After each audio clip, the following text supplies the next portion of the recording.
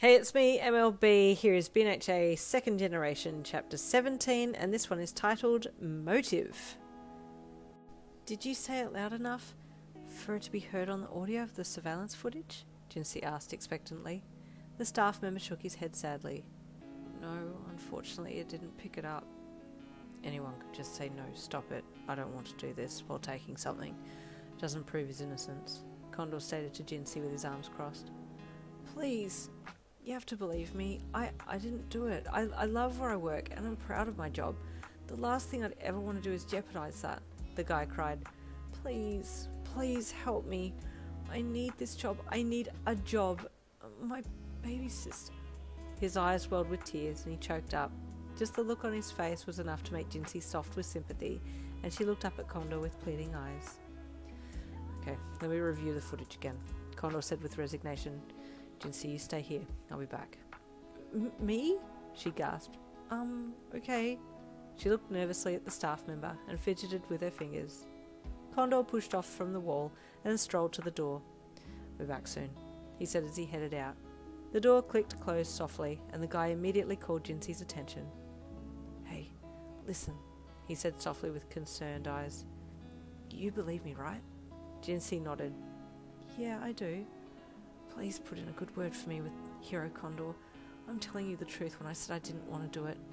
I'm really worried because my baby sister's really sick and I'm paying for her medical fees, and I'm really worried they're going to find out and think it's a motive for me to steal the jewels so that I can pay for her treatment, he said, tears welling up in his eyes. I've nowhere to prove that I didn't mean to do it, but I'm hoping that you might be able to help.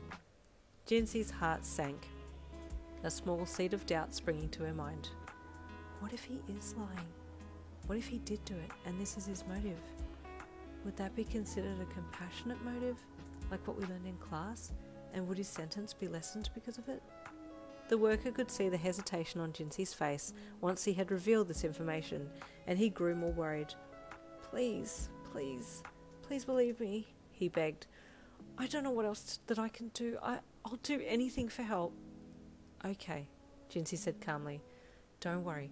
I'm a hero in training. I'll do my best to find out what's happened, okay? The look of hope that bubbled up just under the surface of this staff member's face warmed Jinsei from the inside out, and she determined that she would do her best to follow through with her promise. Just then Condor returned and looked at the guy, who was sitting a little straighter in his chair. I've watched the footage, and I can't say there's anything off about this video, Condor stated. Do you know anyone who would want to see your demise, co-worker who would be willing to frame you? No, the guy replied. No one I can think of. Jinsei thought hard, furrowing her brows as she pondered Condor's question. Condor, she asked suddenly, you said this is the same situation that happened twice before.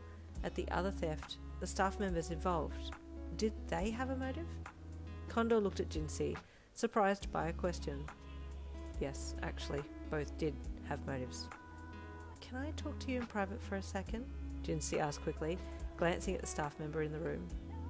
He paled a little, wondering if Jinsei was truly on his side or if she was about to rat him out and steal his doom. Condor nodded and followed Jinsei out into the hall. Condor, I have a theory. What if the person behind this, the person somehow controlling them, is targeting people with motives so that it looks like that they had a reason to steal?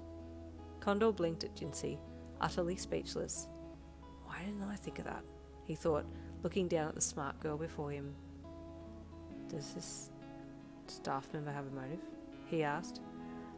I am disinclined to say, Jinsei said professionally, and Condor had to bite the inside of his cheek to stop himself from smiling with amusement. Well, I appreciate you defending the accused, he mused, but we need to gather all the evidence possible to work out this situation. Oh, Jinsei said sadly, deflating a little. Regarding the other staff members from the previous theft, one was behind in his rent because he was paying off his mother's chemotherapy treatments, and the other had just bought a car and was desperately needing repairs done to it, Condor said. Well, this staff member has a sick little sister and he's paying for her treatment, Jinsei said. I just find it interesting that all of these staff members have had what most people would say perfect motives for wanting to steal. Is too concrete. What makes you suspicious of that? Condor asked curiously. Well, if I were a villain, a smart villain, I would choose people to frame that had something happening in their lives that would help to incriminate them. For example, a solid motive. Previous bad track records, stuff like that. She's perceptive, Condor thought, rubbing his chin with one hand. Jinsei, you have a point. Let's look into this more.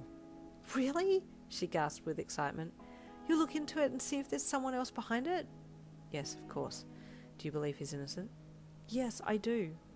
Well, that's your gut instinct. Gut instincts are never wrong, Condor said, exactly like how I feel that something's not right with Kana.